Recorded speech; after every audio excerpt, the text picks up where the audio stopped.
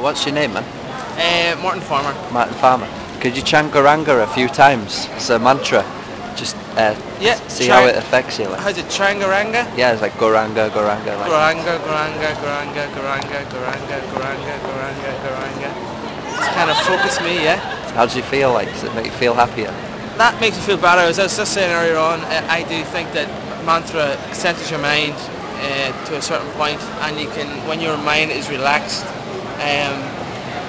things just seem to come into your life, and opportunities, you still have to go for them opportunities, but opportunities arise. Yeah. You know?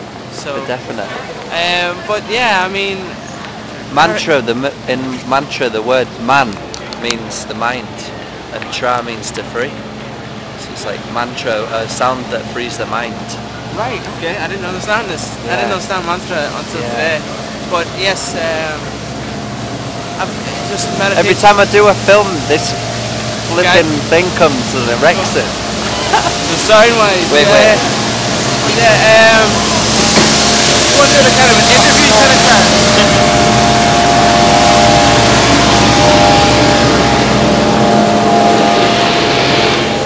Joe, can edit into another thing that I haven't got around to doing, but yeah, what were we saying? Sorry, man. Yeah, just do interviews on the street with people. And you get feedback from people. Yeah, I ask questions to people. Like, I've just been asking people to try Goranga, like the last few days, just try chanting Goranga, see how they feel like.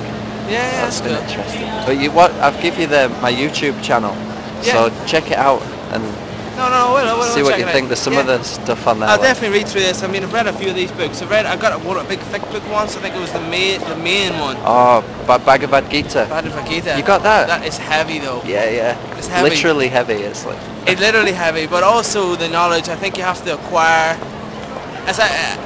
Through my kind of reading and kind of understanding of spirituality, I realised that you have to move in slowly.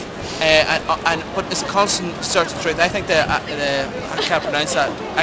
Bhagavad Gita. Yeah. Bhagavad Gita. It is the source of all knowledge. Yeah. And I think it's like the handbook of yoga, right? It's like the manual of yoga. Yoga is something that I want to get into. I've been doing a little bit of a guy called Duncan Wong. He's just someone I've seen that inspired me a little bit. But he's crazy, the amount of stuff he can do, and really, I think he takes the meditation and yoga and martial arts kind of into kind of one style, but it's all about centering the mind, you know. But what kind of yoga would you recommend? Well, like the word yoga means linking, you know, like the English word yoke, to yoke. Yeah. So it actually means linking. So it's linking the consciousness with the supreme. That's actually what real yoga is. Like nowadays, it's all about like. Lycra stretches and postures, but really like or a little bit higher than that, it's about like fixing the mind, becoming peaceful. But real yoga is actually connecting with like the supreme, like the complete whole. How do I get into that? Bhagavad Gita, man, it's like in there. Is that a certain type this book as well, this is like an introduction to the Krishna consciousness, which is the topmost yoga system. It's like there's a yoga ladder. Okay. And this is like the topmost rung of the ladder. The other postures and the stretches of yoga and the sitting and the breathing, pranayama, all of that's to bring you up to the level where your mind's calm enough to actually fix it on the supreme in meditation. That's like the perfection of yoga. Right. Yeah. Right, I'm getting some wisdom really in one sense, kind of enlightenment today. Because I've been stumbling upon a few things in the last few days. Right. And I'm realising that everything, I have a great understanding. Now and again I fall into a kind of thing where, what is it called, coincidences, right? All right, there is no coincidences, everything happens for a reason, right? Right. I meet you, I read this book, I start yoga, I might meet something else, and everything's on a path. And another thing, if you look into life that way as well, it makes life so much more interesting. Yeah, you know? for sure. If you walk around every day and you think to yourself, this is depressed, people are depressed, people are all, there's no one, better way of putting it is, how you look into the world is what you see. You see a nice world, happy world, a world where people will help you, a world where people will guide you through, and everyone you meet is helping you on your path. That's exactly the life you'll lead. Start meeting those kind of people, right? It's like you start bringing them in. Yeah, you're a magnet. Yeah. If you think negatively, you think people's against you, you think this world, you're on your own. That's exactly the world you're going to lead. Bring those people in that'll just reinforce that, right? Reinforce that idea. Yeah, it's like a subconscious magnet. I get it out here on the street where, right, I'm meeting people, and if I'm having a bad day, it's like everyone just seems to be in a bad mood, but it's really just me projecting it onto them. Whereas when I'm in a good mood, everyone's nice with me. And because you bring that into their when you meet them, you bring that into their life. Right.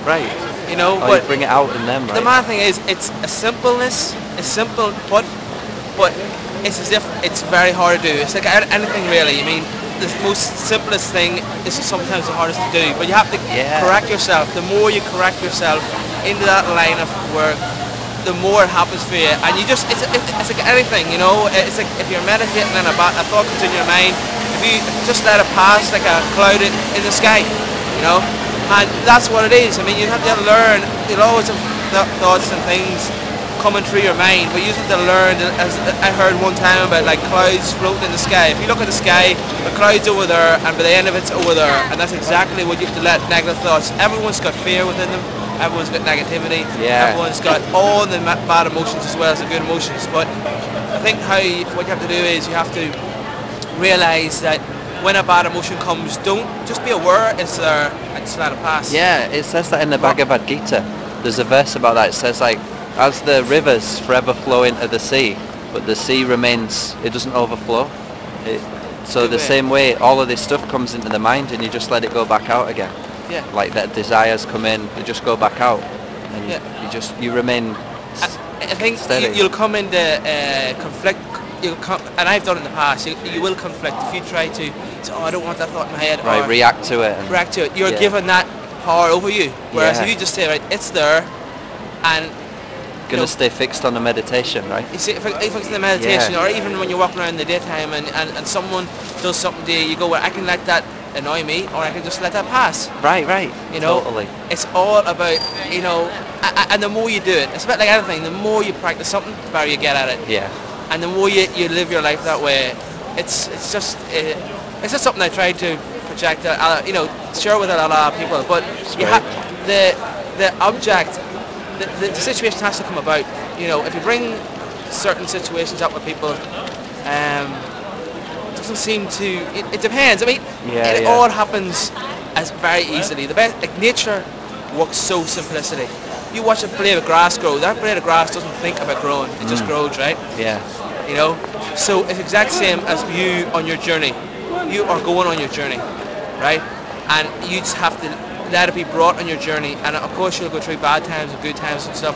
You just have to let it, only let attach to you what you want to attach, and let everything else go, and it will bring you on a path. You're being pulled somewhere, and you can conflict against it, or you can let it pull you. Totally. It says that in the Bhagavad Gita as well. It says that a person who doesn't like praise the good that happens to him or despise the bad that happens to him, but you just remain steady in both. So it's that person's firmly fixed in perfect knowledge. So that you, like exactly what you're saying, dude. You're speaking the Bhagavad Gita there. You know? It's like you just said, that wisdom, you know, it's already there within us. It's within everyone. Yeah. You know, it's a bit like, as I said earlier on there, about what inspired me was being a Jedi, right? It's the force flows through us all, right? It's in every single thing. It's in the concrete, it's in the trees, it's in animals, it's in everything, right? Yeah. So you already are that. To think you're anything from that, you know, like it's something you have to attain. It's already there within us. It's already there within it. All you have to really do is you have to calm and center yourself down through meditation, through yoga practice. Just access it, right? And it will come to you. That's it. Because that is the gift that that's what you've been put here for, and it's a gift that you've been given, but you're letting everything around you affect that gift and become before that gift. And if you just settle yourself and relax, then it's already within you, and it's got, you know, it's like a diamond within you, and you've surrounded it with all this. It's like a diamond in a shop window, and you're looking at the reflection in the window instead of looking through the glass and seeing the diamond.